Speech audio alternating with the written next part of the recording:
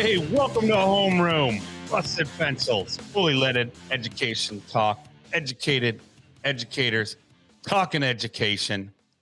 It's June, pencil busters. Whew, we're here. It's Woo! June. May is done. June is here.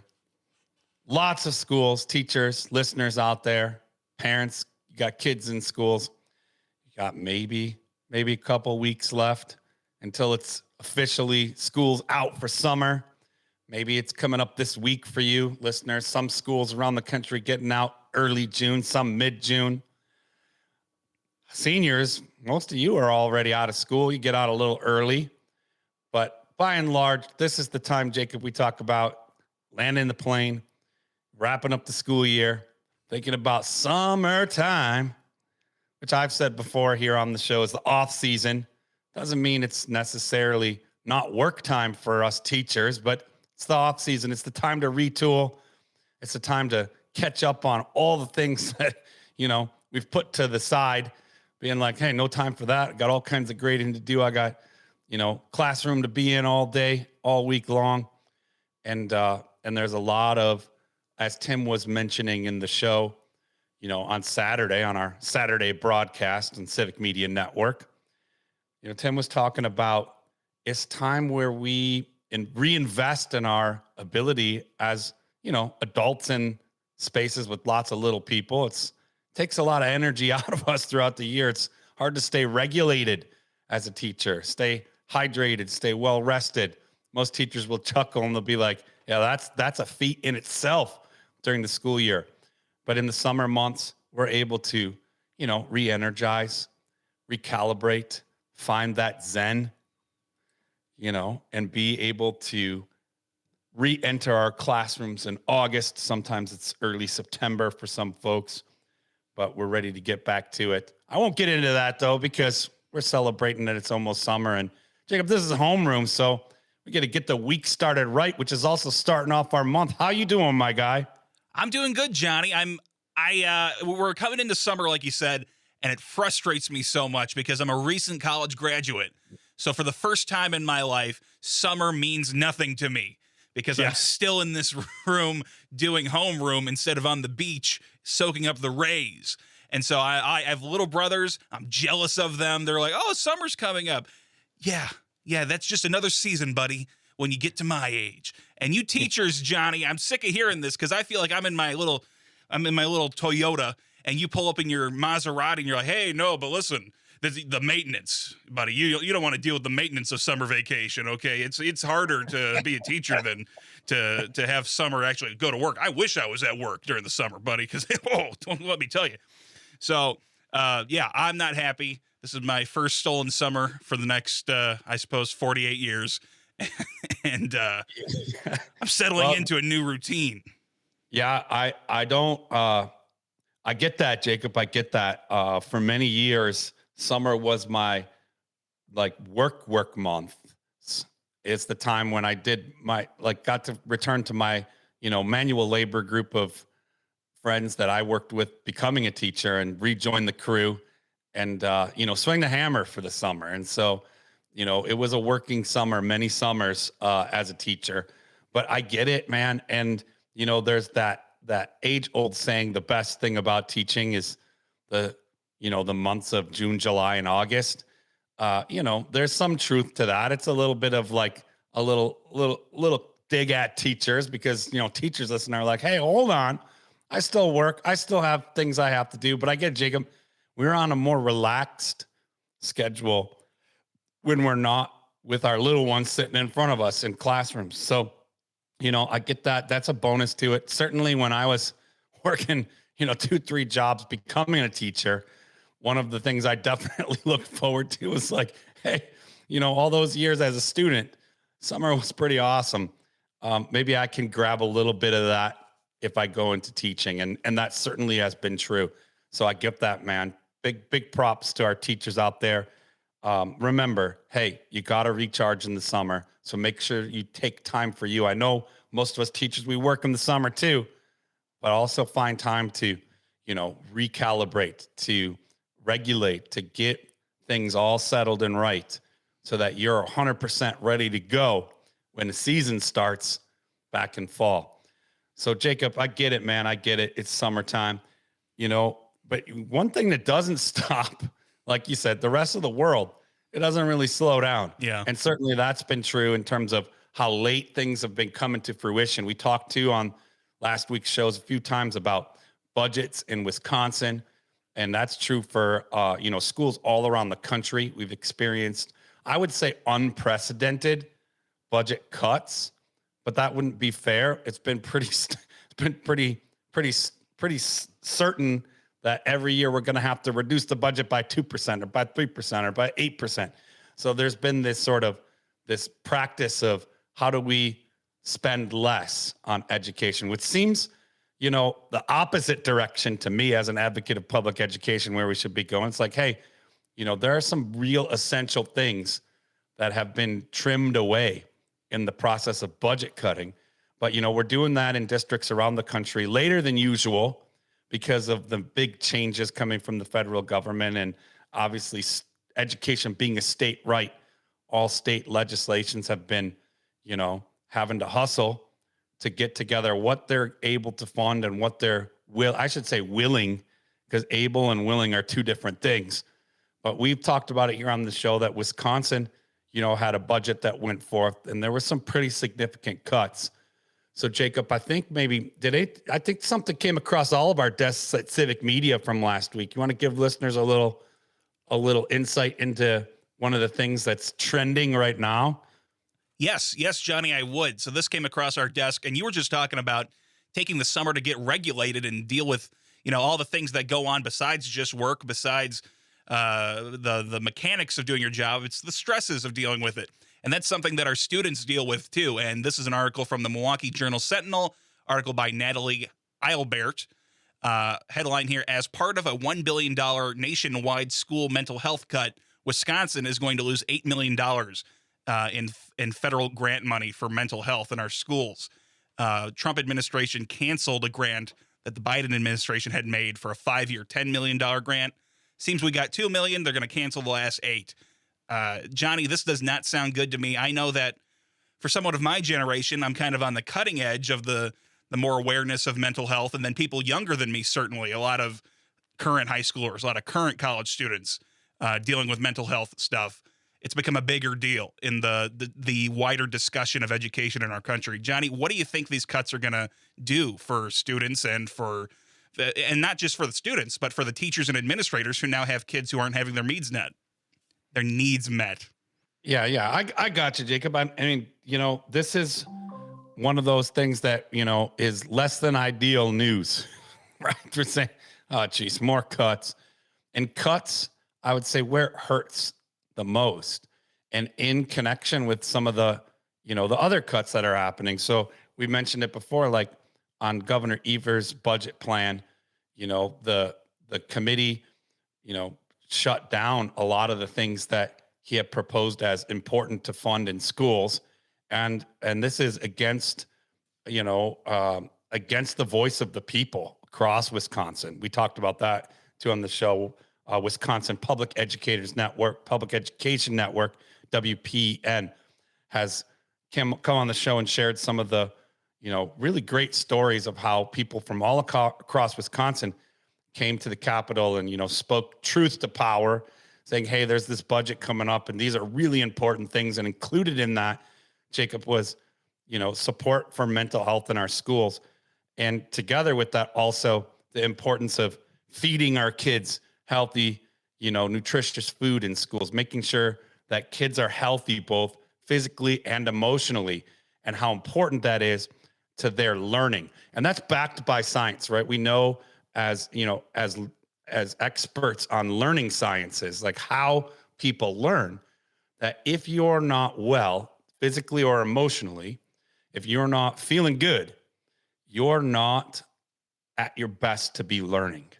And so if we care, like we say we do, about student achievement, well, then we need to really care about these other aspects that are absolutely essential. Like, yes, the curriculum is super important. And yes, the instruction is very important. And high quality instruction for all learners is absolutely essential.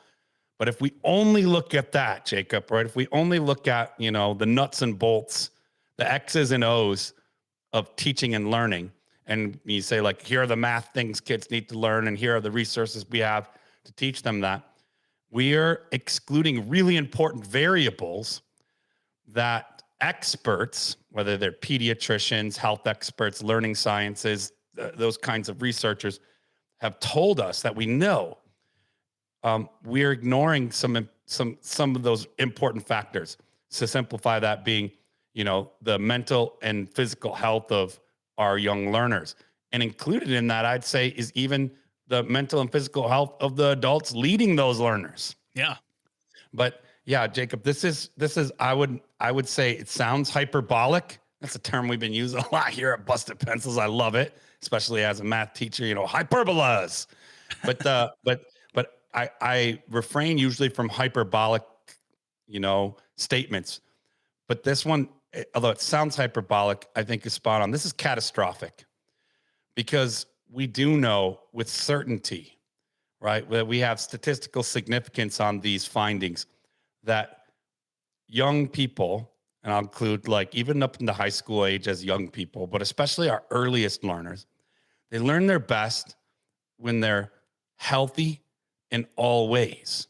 And that's like a public health and public education shared goal. And those are two areas that I think we're struggling with as a country, and especially that's falling on states pretty heavily, and in these cuts not being met. So when our students aren't supported, when our schools don't have adequate funding to support students' mental well-being, Jacob, we can pretty much say, well, those important aspirations we have for their achievement, and we'll call it the content learning, they're reading and writing, those become even harder because the whole person that's learning isn't cared for, isn't getting what they need. And one thing we know, Jacob, is that especially coming out of COVID, an increasing number of our learners have, some trauma, have some things, like you said, that your generation and that certainly even younger generations are aware of, like they have some needs that are not being met, right? We don't necessarily feel safe in schools. We don't necessarily have stability in our economy, which trickles down to young learners, right? Whether it's in, lack of access to nutritious food, right? Or whether it's just to health services in general.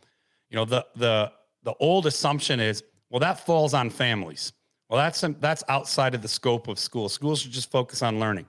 But what we know as educators is when we only focus on the learning piece of it, but we ignore those other factors, it's almost saying like, Jacob, well, I bet I could not drink water for a week or maybe a month and still be okay. That's insane. Yeah. We know that like we're 80% water as a human body, and we need to drink water in order to stay hydrated. So if we're dehydrated, in fact, we won't even survive longer than a few days without drinking water and having water put into our bodies. So kind of a similar logic applied to our learners. If they're not cared for in some capacity, if their needs aren't being met, this is Maslow's hierarchy of needs. We could access that, that psychology there. Maslow's hierarchy of needs. If our needs aren't being met, if we're not rested, if we're not, fed, if we're not hydrated, if we're not feeling safe and cared for, then learning is nothing more than a pipe dream from educators for their students. So over the years, Jacob, this has been not a new debate, but public schools have said, well, we can't necessarily just put that responsibility on the community because that's just not how society is worked, especially here in this country. There aren't necessarily a social welfare system that makes sure all kids are cared for. And so public schools have said, hey, it ought to be part of our responsibility. And so if you're a listener and you think, hey, our public schools should actually be ensuring, if they want their young learners to learn, they should be making sure that they're feeling safe, that they're well fed, and all these kinds of programs are in place in our communities to help families ensure that the learners that are coming to our school are ready to go. They're their best. So these cuts, they hurt, and they continue to make our classrooms a battleground and set kids up for failure. which, Jacob, when we set kids up for failure, we're also, like really borrowing from our future. I know it sounds cliche, Hmm. but these youths, they're the future, right? So Yeah. if they're not their best, if they're not cared for at their earliest years in our communities, then we're setting ourselves up for a citizenry that is not only weak, but that is unhealthy. And that's detrimental to a strong democracy. And so, I hate having to report out on these cuts because it tells me that, like, even though when we have strong evidence that this is a high need and that it's directly linked to student achievement and success, and also linked to, productive citizens in our communities, great workers, great neighbors, that we're borrowing from that in a detrimental way. And sounds like in order to save some money that we have, we're just choosing to allocate it in different ways, right? So we know that the people of, we'll take Wisconsin as an example, right? And Washington Public Education Network reports out on how many people came out and spoke truth to power at the legislation, about these budget cuts. But we know in large that the people of Wisconsin, and I would say broadly across our country, we also have this evidence, support public education. They see this connection. They say it's absolutely essential to our local economy, to our future, to our neighborhoods, that our schools care for kids. And experts say, well, if you care about kids, you care about their mental and physical well-being. So figure out how to, address the needs of the learner holistically, right? That includes, that's why we have programs like, access to food for all the kids in our schools, or access to important mental health aspects of their well-being. So when we cut those things, it's sort of like, Jacob, we're undermining the future. We're weakening society rather than strengthening it. So that's kind of a big bummer. It's like a womp womp womp. Yeah, I totally agree, Johnny. Do you remember something called the Cold War? Do I ever? And I was like, my coming to age was forged in the crucible of the Cold War. In some ways, I'm nostalgic about it because I loved, the hockey rivalry between, That the was a good one. USA hockey team and the formerly known as the USSR, but Yes. the Soviet team, and it was always like USA versus Russia, USA versus Russia. But I remember the Cold War era, Jacob. What about it? What how are we connecting the Cold War to a warm day? Well, I think it's that rivalry that you're talking about in hockey and all things with the Soviet Union has left a very big impression on Americans to be very anti anything they deem could be socialism.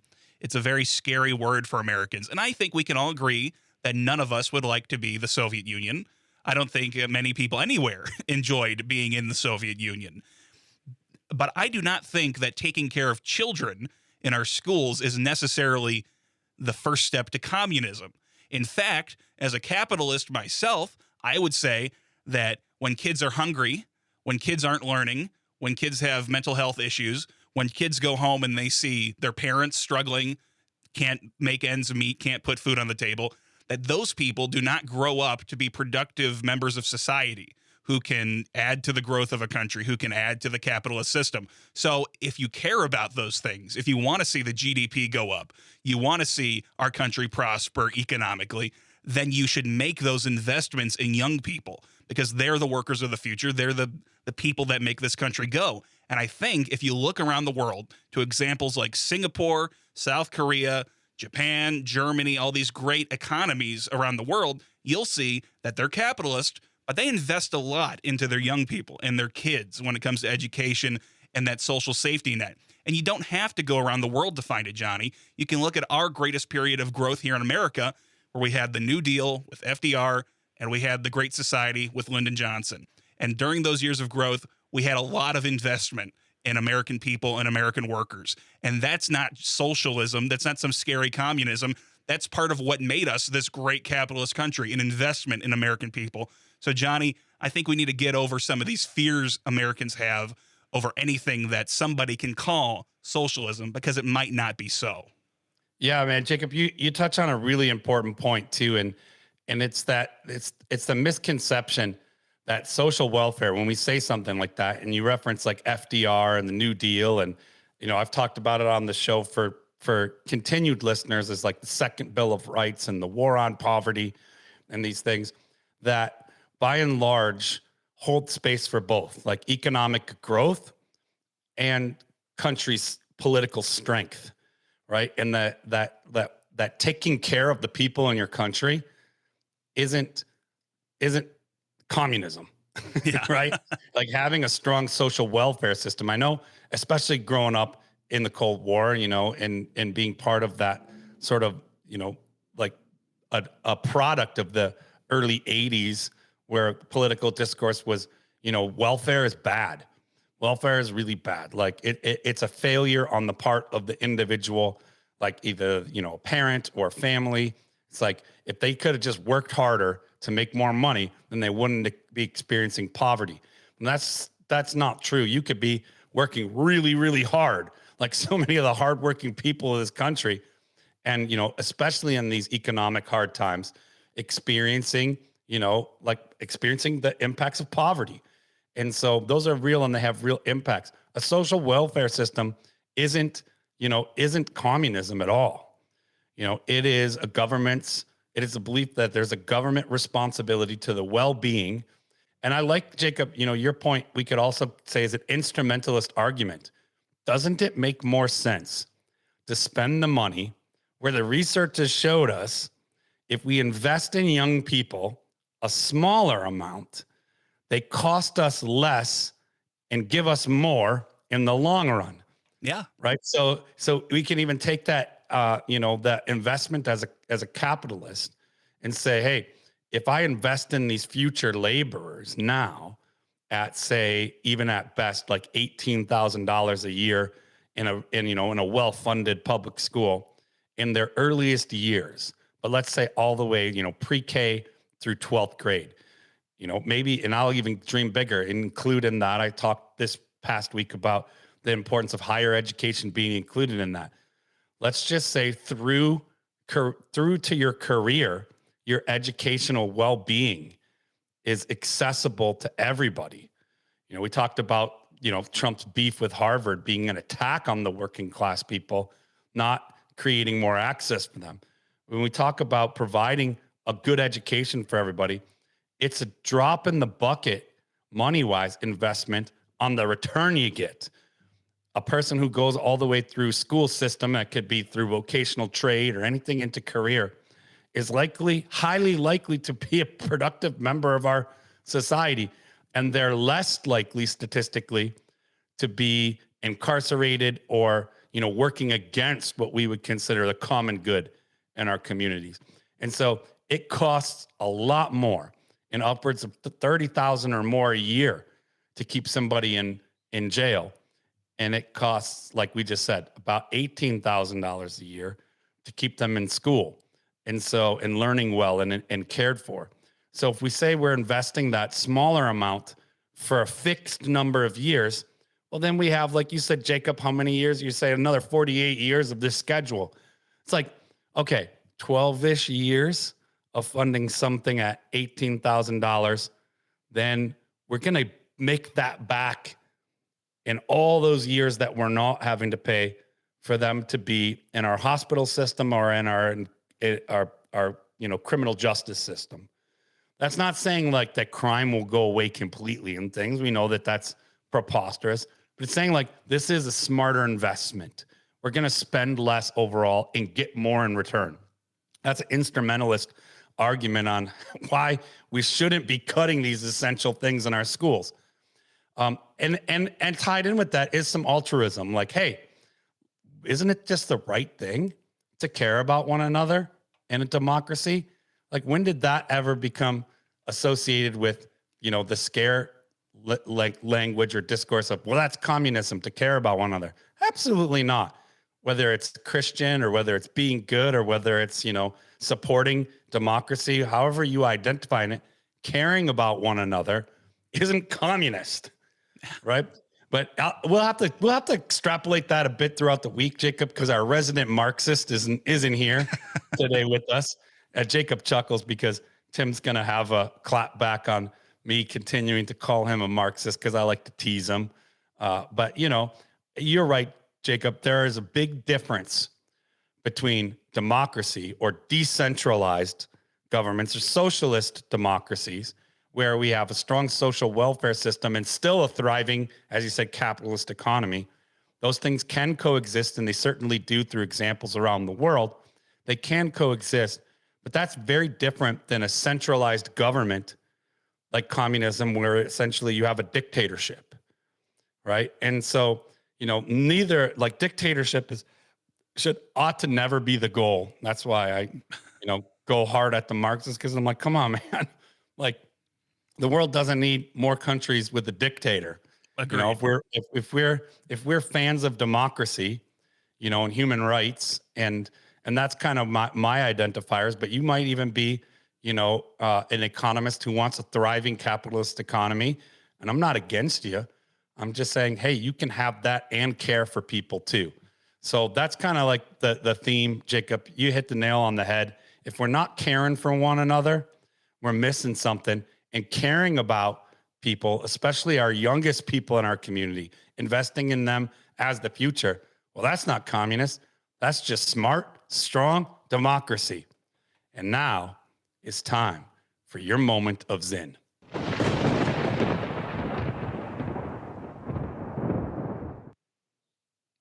Small acts, when multiplied by millions of people, can quietly become a power no government can suppress, a power that can transform the world.